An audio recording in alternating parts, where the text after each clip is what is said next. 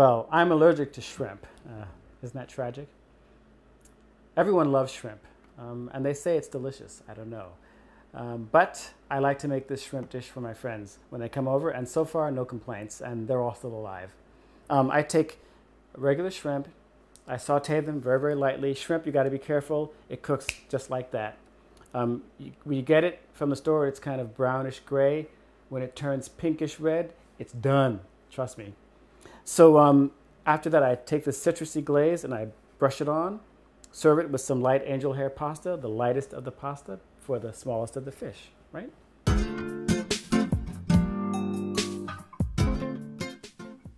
Okay, so now I'm going to cook this dish. I've actually already cooked the pasta because the pasta, angel hair, cooks up really fast, about half the time of your regular spaghetti, linguine, or some of the other thicker pastas. So I'm going to turn my pan on, medium high, get the pan nice and hot. I'm going to go for my olive oil right here, and I'm going to wait until the pan is hot before I pour in the olive oil.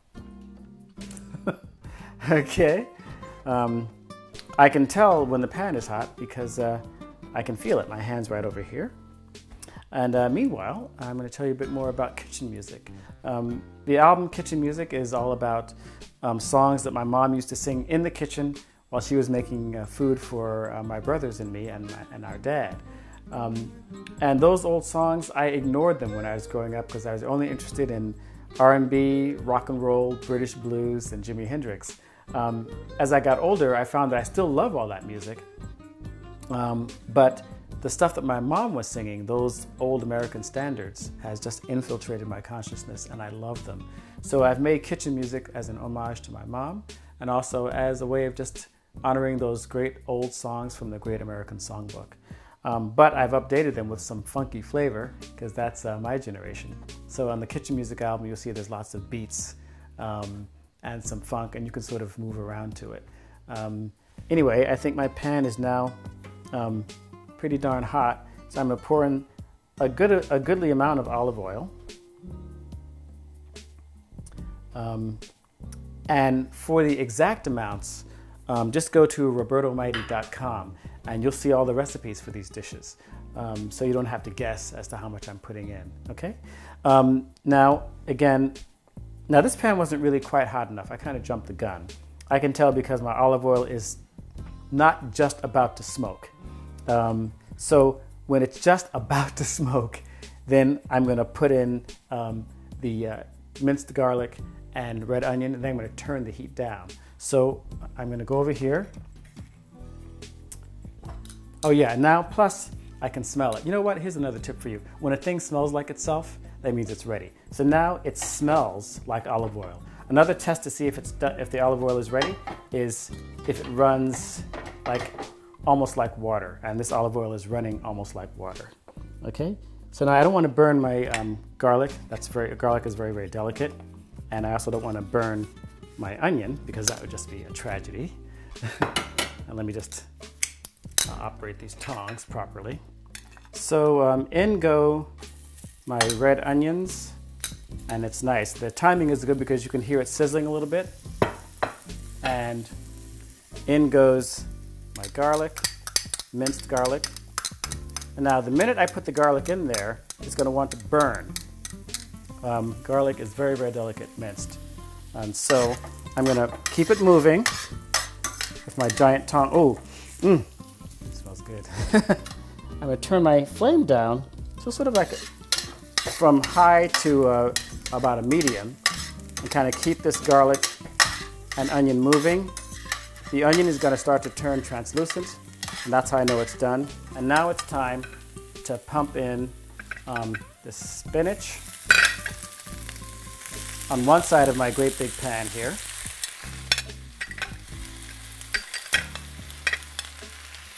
And putting in the spinach lowers the temperature of everything else in there. It helps the garlic to stop burning. And now I'm just going to mix everything up. And I do believe this smells pretty darn good. I'm going to add my white wine. Now, this white wine has a twist-off cap. Don't email me about it. It's fine. Okay? Now, when you're putting wine, any sort of alcohol into a hot pan, stand back, yes? Stand back a bit. Just enough to kind of let it simmer. Shake the pan out a bit. Oh my God, that smells good. I'm going to turn the heat up some more now. Now that there's some more liquid in this pan, I'm in little danger of burning my shrimp.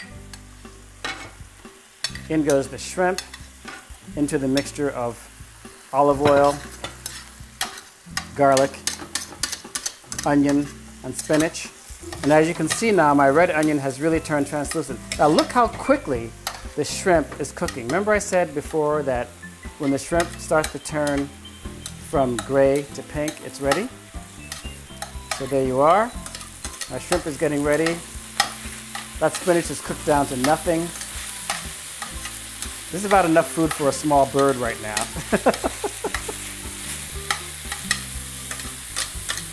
I'm keeping my garlic moving because I don't want it to burn. That's one of the ugly tastes in the world, is burnt garlic.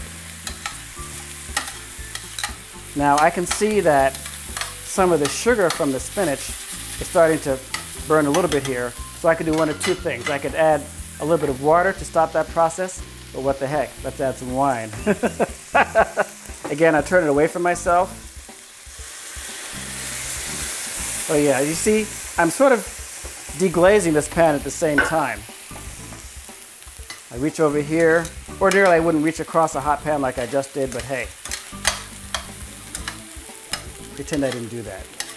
Okay, now my shrimp is just about done. I'm going to add the other cooked shrimp to heat it up. Keep everything moving, keeping it all moving. Now I'm going to pour in.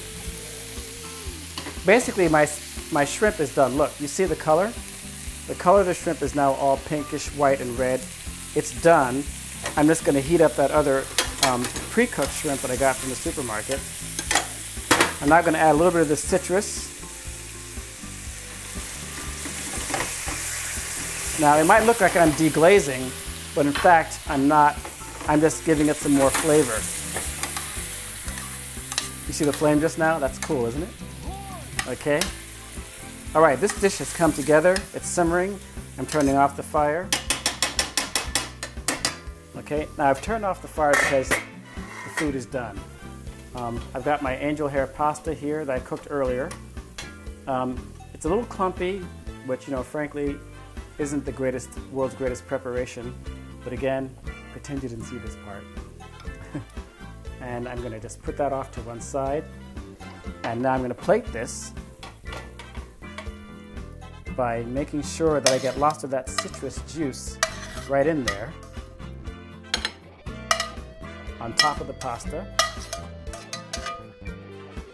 Oh yeah, baby. Woo! Daddy's cooking now. All right, so there we have it. This is my own shrimp with citrus glaze. Olive oil, pasta, garlic, angel hair. Let's eat.